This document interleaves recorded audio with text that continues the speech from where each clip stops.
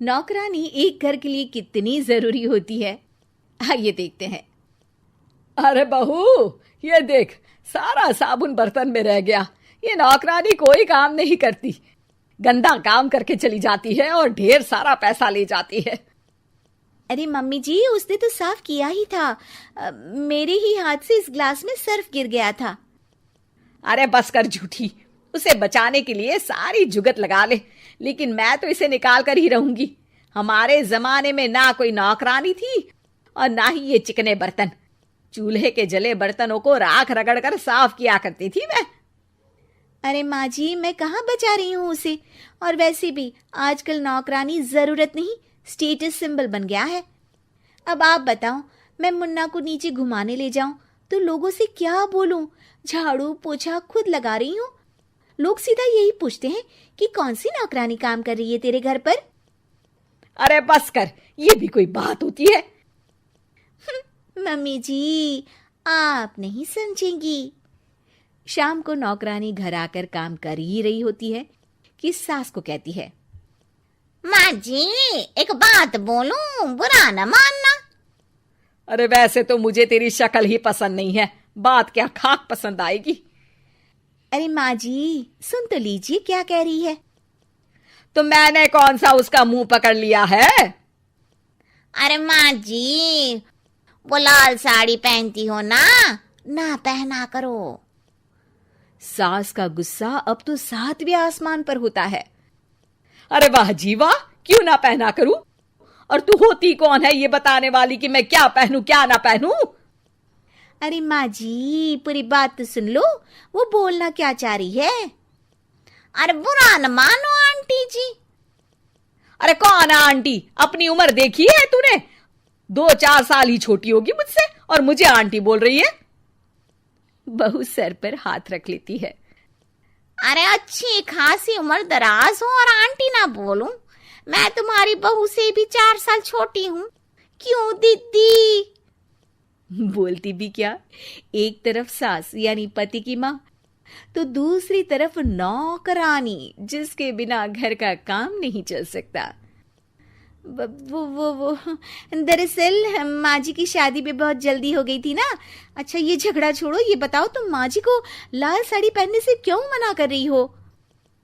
वो ना, इनकी उम्र की सारी औरतें सोसाइटी में इनके लिए बात करती हैं कि तुम्हारी सास बुढ़ी घोड़ी लाल लगाम है। बहू को ये सुनकर गुस्सा आ जाता है। अरे वाह वाह, कौन बोलता है जी? खुद क्या है यहाँ की औरतें, बाल सफेद लेकिन टाइट जींस और कोई कुछ भी पहने। अरे पहनना हमारा निजी हक है, किसी को कुछ हक नहीं बनता कि वो मेरी सास के लिए कुछ बोले। मैं आज ही जाकर माँ जी के लिए लाल जींस लेकर आऊंगी, फिर देखो कोई क्या बोलता है। अरे चुप लाल जींस। अरे सुन नौकरानी की बच्ची, जाकर बोल दे उन लोगों से कि उन लोगों की तरह मैं उड़ती नहीं फिरती हूं घर बार छोड़कर। अपने बच्चों और नाती पोतों में मन लगाती हूं, ना कि सारा दिन ताश के पत्तों में आंख गड़ाकर 3 पत्ती खेलूं। नौकरानी वहां से चली जाती है। वैसे बहू, नौकरानी के क्या फायदे हैं ये तो पता नहीं, लेकिन सबसे अच्छा तो ये कि पता चल जाता है कि कौन किसके लिए क्या बोल रहा है। सोसाइटी में तेरा नौकरानी रखने का इरादा बिल्कुल ठीक था। अगले दिन उन लोगों के घर की बेल बजती है। बहू दरवाजा खोलती है कि सामने कुछ औरतें खड़ी होती हैं। अरे बहू, कहाँ है तेरी सास? बुला जरा।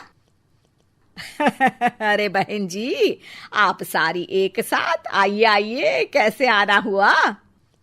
अरे 3 पत्ते खेलने आई हैं, क्यों खेलोगी?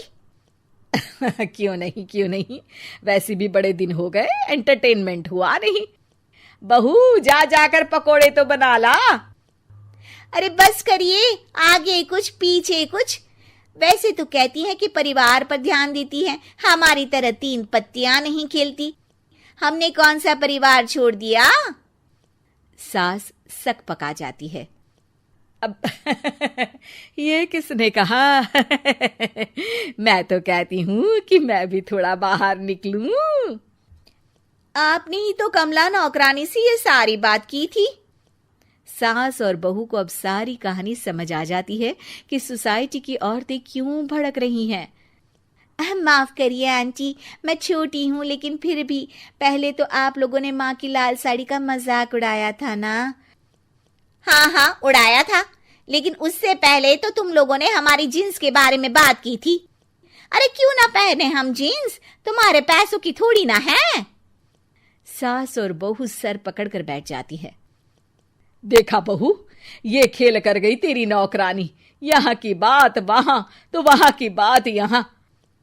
दोनों किसी तरह औरतों को समझा बुझाकर घर भेजती है और कसम खाती है कि नौकरानी को नौकर